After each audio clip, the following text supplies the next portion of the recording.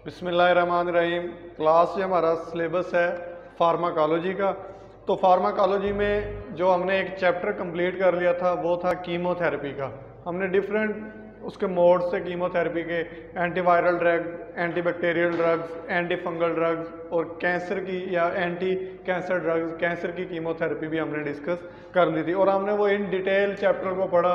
कोई near about हमने 12 lecture इसी कीमोथेरेपी के ऊपर हमने लिए। ठीक है, आज जो हमारा नेक्स्ट चैप्टर है वो है जी फार्माकोलॉजी ऑफ रेस्पिरेटरी सिस्टम। ठीक है, रेस्पिरेटरी सिस्टम आपने इन डिटेल पढ़ा होगा पैथो में और माइक्रोबायोलॉजी में। आप इस सेमेस्टर में भी इन चीज़ों को पढ़ रहे हो। आपने रेस्पिरेटरी सिस्टम की डिटेल पढ़ी होगी कि रेस्पिरेटरी सिस्टम होता क्या है, लेकिन फिर भी मैं आपको थोड़ा सा इसका इंट्रोडक्शन दे देता हूँ। लेकिन जो हमारा मेन टॉपिक है वो इसकी फार्माकोलॉजी है। हमने फोकस फार्माकोलॉजी पे करना है, लेकिन फिर भी हमें चीज़ का पता होना चाहिए, इसलिए हम देख लेते हैं कि रेस्पिरेटरी सिस्टम की फार्माकोलॉजी में क्या क्या चीज़ें होती हैं। तो जो मेनली रेस्पिरेटरी डिजीज़ेज़ हैं वो 3 हैं। पहली है जी एस्थमा, जिसे आम अल्फाज में हम दमा भी कहते हैं। उसके अलावा क्रोनिक ऑब्स्ट्रक्टिव पल्मोनरी डिजीज़, उसको COPD से हम आगे डिस्कस करेंगे, ये इसका एब्रीवेशन है। उसके अलावा एलर्जिक रिनिटिस, ठीक है, ये भी क्या है, एक डिजीज़ है। किसकी ये डिजीज़ है? रेस्पिरेटरी डिजीज़, यानी जो हम सांस लेते हैं, एयर हमारे लंग्स में जाती है और वहाँ से एक्सहेल होती है। इनहेलेशन और एक्सहेलेशन का प्रोसेस जो होता है ना, वो रेस्पिरेटरी सिस्टम होता है। उसमें एल्वियोलाई और ब्रोंकाई, ठीक है, ये पार्टिसिपेट करते हैं। हमारे लंग्स भी इसमें पार्टिसिपेट करते हैं। हम एयर को इनहेल करते हैं, उसमें ऑक्सीजन होती है, और जो हम एयर एक्सहेल करते हैं उसमें क्या होती है? कार्बन डाइऑक्साइड ज़्यादा होती है। ठीक है, और ये जितनी भी डिजीजेज हैं ये एसोसिएट होती हैं कफ के साथ, यानी इनमें परजिस्टिंग कफ, यानी जो खांसी है ना एक, वो ऐसी सिम्टम है जो इन तीनों डिजीज़ में क्या होती है? कॉमन होती है। ठीक है जी। उसके अलावा एस्थमा क्या है? ये क्रोनिक डिजीज़ है और ये हाइपर रिस्पॉन्सिव एयरवेज, यानी जब एयर हमारे लंग्स में जाती है और वापस आती है तो ये डिजीज़ क्या करती है? उस चीज़ को अफेक्ट करती है। और जो COPD होती है ये एम्फेसीमा, इसमें क्या होता है? एम्फेसीमा हो सकता है और क्रोनिक ब्रोंकाइटिस हो सकता है। क्रोनिक ब्रोंकाइटिस क्या है? ये ब्रोंक्यूल्स की एक डिजीज़ है, ये ब्रोंकाइटिस इसमें अफेक्ट होते हैं। एलर्जिक रिनिटिस क्या है? Characterized by itchy watery eyes, यानी आंखों में पानी आना शुरू हो जाता है। Runny nose and non productive cough, ये क्या है? इसकी कुछ सिम्टम्स हैं। तो एस्थमा के बारे में थोड़ा सा देख लेते हैं। एस्थमा क्या है? क्रोनिक डिजीज है involving the Airways in the lungs, यानी जो हमारे लंग्स में, फेफड़ों में जो एयर जाती है ना, उसका एक पैसेज होता है कि वो एयर कहाँ, डिफरेंट एक रास्ते हैं, वो फेरिंक्स से लेरिंक्स में जाती है, उसके बाद वो फेरिंक्स से लेरिंक्स में, ट्रेकिया में, ठीक है, फिर उसके बाद ये जितने भी प्रोसेस है सारा, उसके बाद जो एंड पॉइंट होता है वो लंग्स होता है। ठीक है, लंग्स में क्या होते हैं? एल्वियोलाई होते हैं, उनकी जो मेम्ब्रेन होती है सेल की, ठीक है, वो बहुत स्मॉल होती है और उसके गिर्द ब्लड की कैपिलरीज होती हैं। तो फिर ब्लड से जो कार्बन डाइऑक्साइड होती है वो उनमें आ जाती है और जो हवा में कार्बन ऑक्सीजन होती है वो ब्लड में चली जाती है। तो इस तरह से जो फिर लंग में हवा बच जाती है, उसमें कार्बन डाइऑक्साइड ज़्यादा होती है, इसलिए वो फिर बाहर हम क्या कर देते हैं? एक्सहेल कर देते हैं। If you have asthma your airways are always inflamed, यानी इन्फ्लेमेशन हो जाती है एयरवेज में अगर किसी पेशेंट को एस्थमा है। They become even more swollen, वो ज़्यादा उसमें मतलब सोजिश आ जाती है। And the muscles around the Airways can Titan when something trigger your symptom, यानी जो मसल्स होते हैं ना उन एयरवेज, उस रास्तों के गिर्द जहाँ से हवा ने इंटर होना है और एग्जिट करना है, तो उनके गिर्द जो मसल हो जाते हैं वो टाइट हो जाते हैं और वो कंट्रैक्शन कर देते हैं। उस एयरवे की क्या कर देते हैं? वो कंट्रैक्शन, यानी जो ब्रोंक्यूल्स होती हैं या उनकी क्या हो जाती है? कंट्रैक्शन हो जाती है। जब कंट्रैक्शन होगी तो वहाँ से हवा जो हम अंदर इनहेल कर रहे हैं या बाहर एक्सहेल कर रहे हैं उसको डिफ़िकल्टी होगी। तो जब हवा को डिफ़िकल्टी होगी तो हमें सांस लेने में क्या होगा? प्रॉब्लम होगा।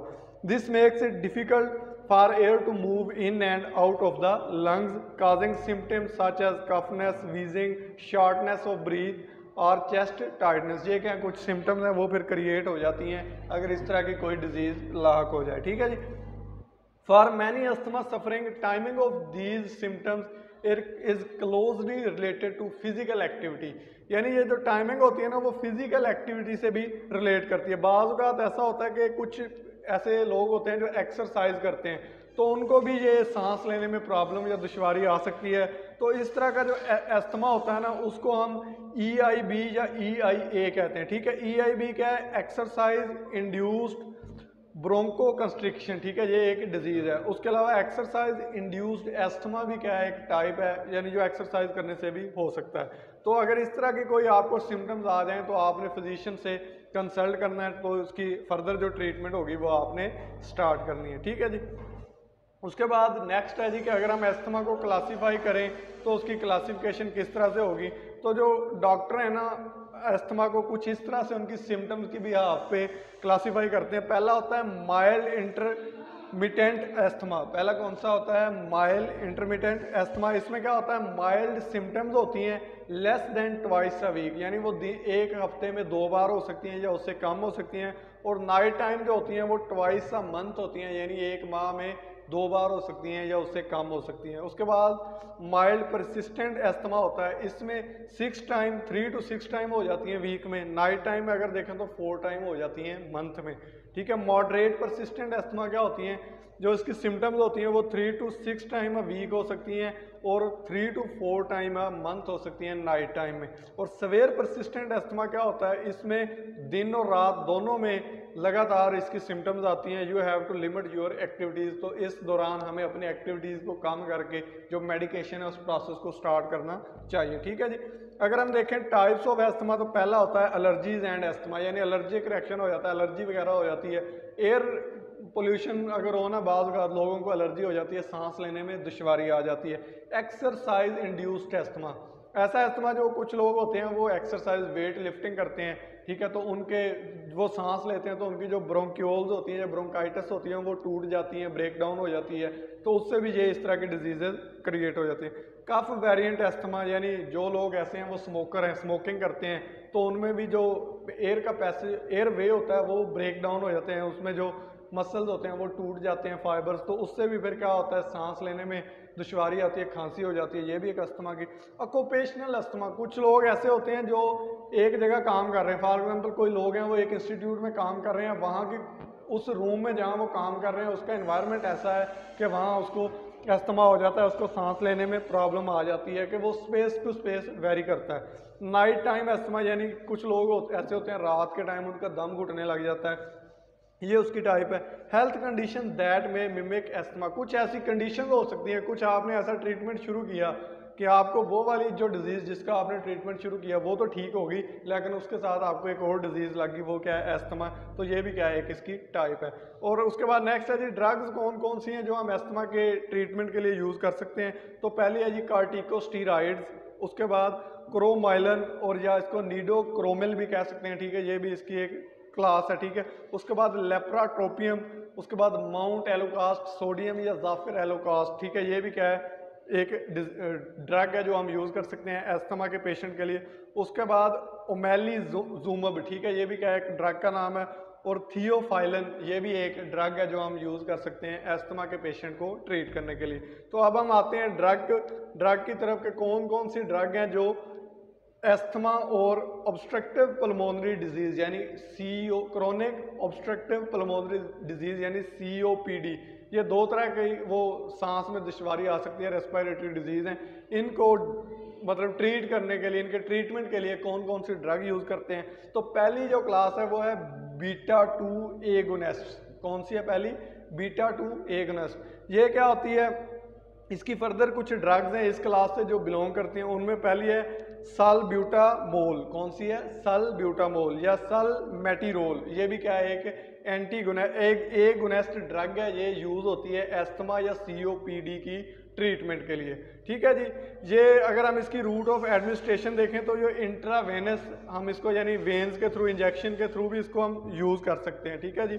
उसके अलावा for asthma B2 agonist are given via inhalation where possible, हम बाज़ औक़ात इनहेलर के थ्रू इनहिलेशन भी करवाते हैं, जब बाज़ औक़ात पेशेंट को हमने मतलब फर्स्ट एड देनी हो, हमने फ़ौरन जब ट्रीटमेंट करना हो तो हम इसको इनहेल करवाते हैं। तो रूट ऑफ एडमिनिस्ट्रेशन में अगर देखें तो इनहेलेशन होती है, इसमें क्या होता है, मीटर्ड डोज इनहेलेटर या meter dose inhaler aerosol use होता है, वो मैं आपको अभी बताता हूँ। मीटर डोज इनहेलर आपको ये नज़र आ रहा है, ठीक है, सामने इस तरह से इसकी अगर हम थोड़ा सा स्ट्रक्चर देखें तो ये इसमें कनिस्टर होता है, उसके बाद इसमें प्लास्टिक होल्डर होता है। उस प्लास्टिक होल्डर में क्या होता है, प्रोपुलेंट विद ड्रग सस्पेंशन, यानी वो जो ड्रग है उसका सस्पेंशन बना होगा।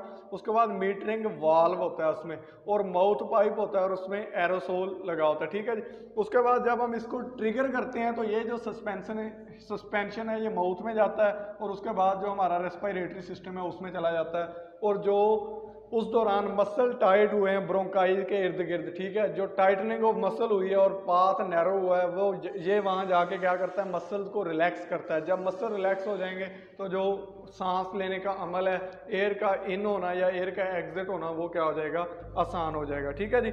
उसके बाद some patients are unable to master this technique. कुछ पेशेंट ऐसे होते हैं जो इस टेक्निक से, जैसे फॉर एग्जाम्पल बच्चे होते हैं, चिल्ड्रन, उनको पता नहीं होता कि किस तरह से हमने इसको यूज़ करना है, ठीक है। तो उनके लिए फिर हम क्या करते हैं, उनके लिए जो मेथड होता है वो निबुलाइजर का होता है, वाया निबुलाइजर। निबुलाइजर क्या है वो आपको मैं अभी दिखा देता हूँ। ये निबुलाइजर मशीन है, इसको ऐसे नोज के ऊपर और माउथ के ऊपर लगा देते हैं तो फिर वो ऑटोमेटिक स्टीम की फॉर्म में जैसे भी वो मेडिसिन उनको इनहेल हो जाती है। ये आसान मेथड होता है सबसे, ठीक है। ये हम इन्फेंट्स यानी बच्चों के ऊपर भी ये मेथड अप्लाई कर सकते हैं, ठीक है। ओरल फार्मूलेशन भी होती है, लेकिन इसकी स्लो रिलीज प्रिपरेशन होती है, ये हमें फ़ौरन जाके जो मतलब रिलीफ नहीं देता। इंट्रावेनस एडमिनिस्ट्रेशन भी इनकी हो जाती है, ठीक है जी, ये आपको नज़र आ रहे हैं। अच्छा जी, अब इसकी इंपॉर्टेंट चीज़ है मोड ऑफ एक्शन क्या है इसके अगर हम मोड ऑफ एक्शन में देखें तो पहला जो पॉइंट है ये एक्टिवेशन ऑफ बीटा एड्रीजेनिक रिसेप्टर, ठीक है। एक रिसेप्टर होता है जी प्रोटीन का, ये मैं आपको इधर से समझा देता हूँ। ये वाला जो एक रिसेप्टर है जी प्रोटीन का, ये जो बीटा एगोनिस्ट है ना, ये इसके साथ यहाँ आके अटैच हो जाती है। जब ये जहाँ आके अटैच हो जाती है तो इस रिसेप्टर के 3 पार्ट होते हैं, एक अल्फा सब यूनिट होता है, एक बीटा सब यूनिट और एक गैमा सब यूनिट। जब ये बीटा एगोनिस्ट इसके साथ अटैच होगी तो ये जीडीपी है, ठीक है, ये जीडीपी अल्फा सब यूनिट के साथ अटैच हो जाएगा। किसके साथ अटैच हो जाएगा, अल्फा सब यूनिट के साथ। तो जीडीपी कन्वर्ट हो जाएगा जीटीपी में। जीटीपी में जब कन्वर्ट हो जाएगा तो ये एक नया साइकिल है, एसी साइकिल, ये साइकिल स्टार्ट हो जाएगा। इस साइकिल में क्या होता है, एटीपी कन्वर्ट होता है सीएएमपी में, और सीएएमपी फिर बनाता है पीकेए। लेकिन अच्छा जी, उसके बाद बीटा एड्रीनर्जिक रिसेप्टर होते हैं, वो कपल कर जाते हैं स्टिमुलेटरी जी प्रोटीन के साथ। जब वो फॉर एग्जांपल ये आपको आगे मोड ऑफ एक्शन में नज़र आ रहा होगा, ये इसके साथ कपल कर गए हैं जीटीपी के साथ, ठीक है। जब ये कपल करेंगे तो एक नया साइकिल स्टार्ट हो जाएगा, एसी साइकिल। एसी साइकिल क्या है, एसी साइकिल है जी एडिनाइलाइल साइक्लेज। क्या है, एडिनाइलाइल साइक्लेज।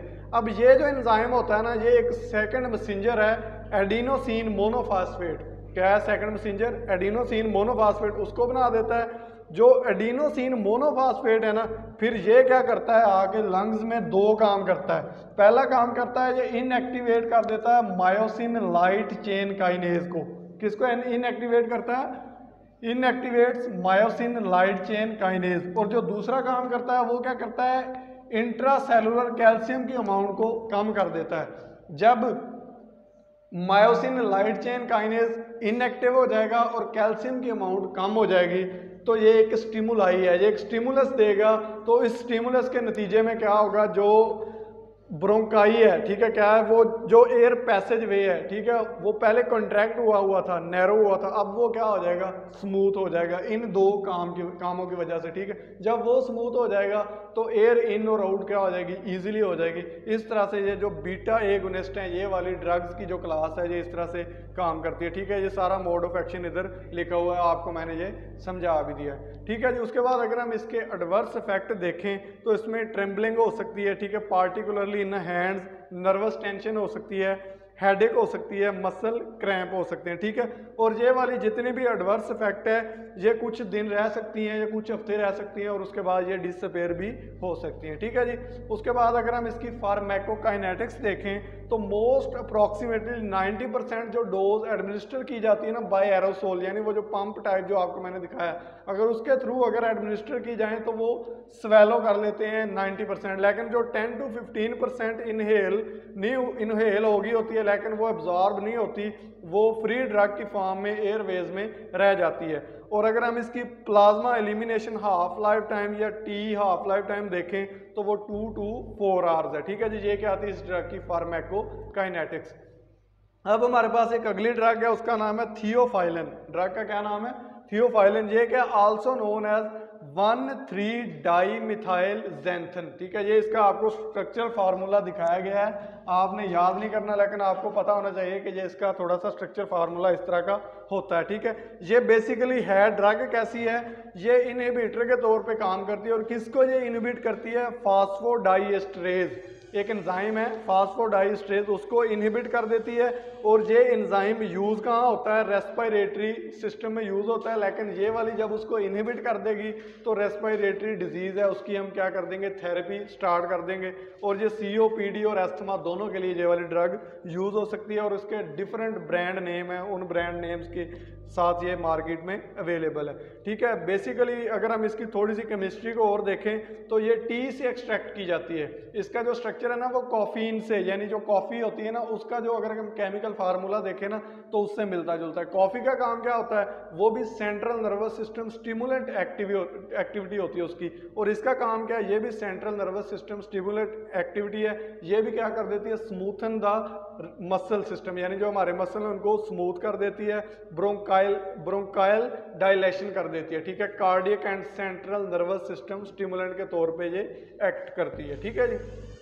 एडवर्स फैक्ट इसमें अगर देखें तो हेडेक हो सकता है, रेस्टलेसनेस यानी बेचैनी हो सकती है, उसके बाद डायरिया हो सकता है, नोजिया हो सकता है, वोमिटिंग हो सकती है, स्केलेटल मसल ट्रिमर हो सकता है, फास्ट हार्ट रेट हो सकती है पेशेंट की। ठीक है, ये क्या है इसके कुछ एडवर्स फैक्ट हैं। फिर जो इंपॉर्टेंट चीज़ इसका भी क्या है? मैकेनिज्म ऑफ एक्शन है इसका। अगर हम मैकेनिज्म ऑफ एक्शन देखें ना तो इसमें सिंपल सी चीज़ ये है कि यहाँ जो अगर हम इसका ओरिजिनल स्ट्रक्चर देखें, जो ओरिजिनल सिस्टम है वहाँ उसमें यहाँ एडिनोसिन होता है, लेकिन ये क्या कर जाता है? एडिनोसिन की जगह थियोफाइलिन आके अटैच हो जाती है। जब थियोफाइलिन अटैच हो जाएगी तो ये सारा जो प्रोसेस है ये प्रोसेस नहीं होगा। जब ये वाला प्रोसेस नहीं होगा तो जो मसल कंट्रैक्ट हुए पड़े हैं वो उसकी कंट्रैक्शन नहीं होगी। बेसिकली होता क्या है? एडिनोसिन इधर आके अटैच हो जाती है, फिर वो ये साइकिल स्टार्ट करवाती है, उससे ये चीज़ें ATP बनता है, CAMP बनता है। फिर जब CAMP बन जाएगा तो फिर वो क्या हो जाएगा? रिलैक्स कर देगा, स्मूथ कर देगा। इसको हम इधर से ज़रा देख लेते हैं। Theophylline relax the smooth muscle of bronchial airways and pulmonary blood vessel and reduce airway responsiveness of histamine, methacholine, adenosine and allergen. ठीक है, ये कुछ नाइट्रोजन बेस है, एडिनोसिन जैसे दी गई है उसका ये कम्पिटिटिव इनहिबिटर है। ठीक है, थियोफाइलिन क्या करता है? कम्पिटिटिवली इनहिबिट कर देता है टाइप 3 एंड टाइप 4 फास्फोडाइएस्टरेज PDEA। ठीक है, ये क्या होते हैं? एंजाइम होते हैं जो breaking down cyclic AMP in smooth muscle cell. ठीक है, ये जो स्मूथ मसल सेल का ना साइकिल होता है, ठीक है, इसको बनाने के लिए कौन कौन से एंजाइम चाहिए? Type 3 and type 4 phosphodiesterase enzyme चाहिए। थियोफाइलिन क्या करती है? Bind to adenosine A2B receptor and block adenosine mediated bronchoconstriction. ठीक है, ये आपको फिर दिखा रहा हूँ कि यहाँ क्या होता है कि यहाँ थियोफाइलिन की जगह अगर हम ओरिजिनल साइकिल देखें तो वहाँ क्या होता है? एडिनोसिन होता है। लेकिन एडिनोसिन का ये क्या है? कम्पिटिटिव इनहिबिटर है। ये एडिनोसिन की जगह यहाँ आके अटैच हो जाता है। जब ये यहाँ आके अटैच हो जाएगा तो जो उसका साइकिल था, जिस साइकिल ने कंट्रैक्शन की थी, वो वाला साइकिल स्टॉप हो जाएगा और मसल क्या हो जाएगा? स्मूथ हो जाएगा। जब मसल स्मूथ हो जाएगा तो जो ब्रोंकाई है वो क्या हो जाएगी? ओपन हो जाएगी। तो एयर इन और आउट क्या हो जाएगी? ईजिली होगी और उससे रिलीफ मिल जाएगा पेशेंट को। ठीक है, it was all about today lecture. आज के लेक्चर में हमने जस्ट इंट्रोडक्शन देखा है रेस्पिरेटरी डिजीजेस का, और हमने 2 रेस्पिरेटरी डिजीजेस को डिस्कस कर लिया है। नेक्स्ट लेक्चर में हम फिर यहाँ से आगे मूव करेंगे, कुछ और डिजीजेस हैं उनको पढ़ेंगे। तब तक के लिए अल्लाह हाफिज़। Thank you so much.